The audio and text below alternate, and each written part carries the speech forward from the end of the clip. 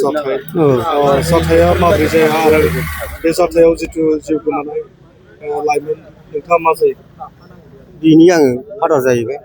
औ सोर सासे हा सोर सासे बे गोमसारनि औ माबोरै जाया जाथाय जाथायाथ' जेनेबा बिखुनजोनाव थांदोंमोन आरो बिहावनाव बे थुरिबारियाव थांनानै फैनायाव जाना थाहैबाय आरो 6:30 ओंखारबोदों मानसिया बिहावनिफ्राय ओमफ्राय मैया मोनायाव आरो बेलासिनि मोना जायखिया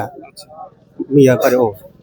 दा जोंथ' मोनथियामोन आरो मोनथिया माने दा मानसि खिन्थाहरो जों फैनाय जाबाय आरो मोनथिनानै जाथाया मैया मोनायाव जादों औ मोनायावनो औ 6:30 ओंखारबोबाय 7:00 जायाखै बिदिनो जागोन जाथाया जाबाय रावबो मोनथिया रावबो दिनैसो मानसिखौ नुनानै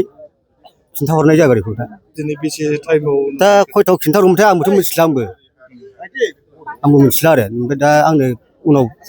फन खालामनायसै गामिना आरो माने जों लागो गामिनाव खिन्थाहरलानाय जौ लोंदोंमोन नामा जौ लोंदों लोङाथ' आं मिथिया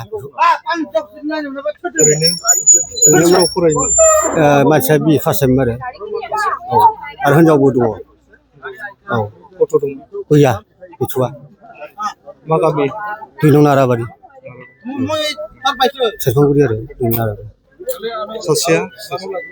सासेयाबो बेजों लागायनाय बेबो 2 नं नाराबारि गावराव बे आरो गावराव अशक नामा अशक नार्जारि औ बेसे बैसो जागोन बिनि बैसोखौ आंथ' मिथिनो हाला ओमफ्राय जोंनाथ' 2026आव सोलिगासिनो आरो बे आरो माजों फैयोमोन बिसोरो सुदि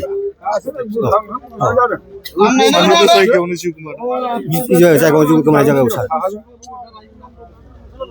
दायो बिनिफ्राय बोखांनानै लांनो दाथ' नै जोंना बे मा खालामो माबा पुलिसफ्रा बिनि सायाव थाहैबाय आरो दाथ' जोंथ' दांनो मोना माला जायो दा बिसोर बोखांगोन आरो दा अबेसेयाव बोखाङो